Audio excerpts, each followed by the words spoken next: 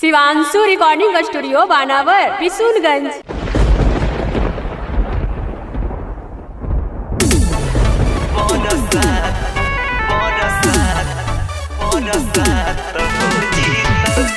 Mix by Rajneesh Premi Yadav.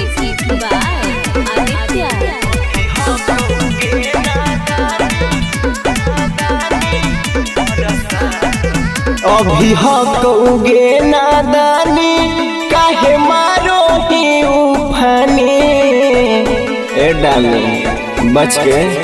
अभी हक उगे नादानी काहे मारो ही उफानी। चिकन चाकन देहिया पर घात हो जीता किए गे ऐसे देखाऊ न जवनिया बिना बादल बरसात हो जीता किए गे ऐसे देखाऊ न जवनिया बिना बदरे बरसात हो जीता।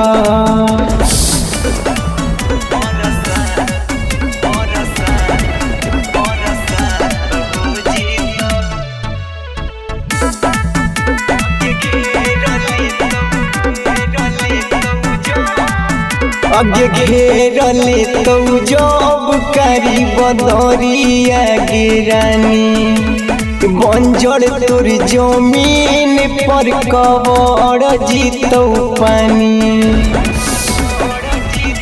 रानी।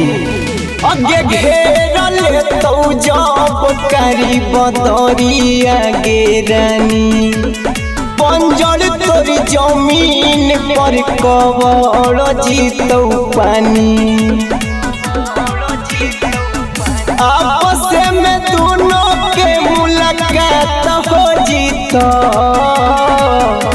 किए गे ऐसे देखाऊ न जवनिया बिना बादल बरसात हो जीता हे गे ऐसे देखाऊ न जवनिया बिना बदरे बरसात हो जीता।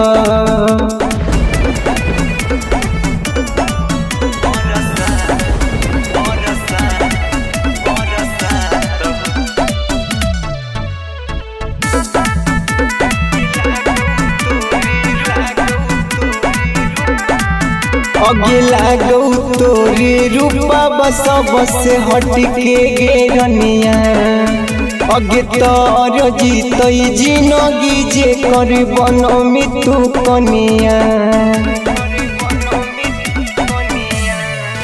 अगे लागो तोरे रूपा बस बस हटके गेरनिया तोर जीतई जिनगी जे कर बनमी तू कनिया।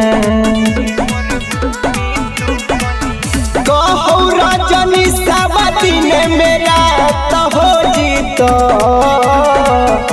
तिहे गे राहुल के देखनी जे जवनिया बिना बदरे बरसात हो जीता हे गे ऐसे देखनी जे जवनिया रनिया साचो बरसात हो जीता।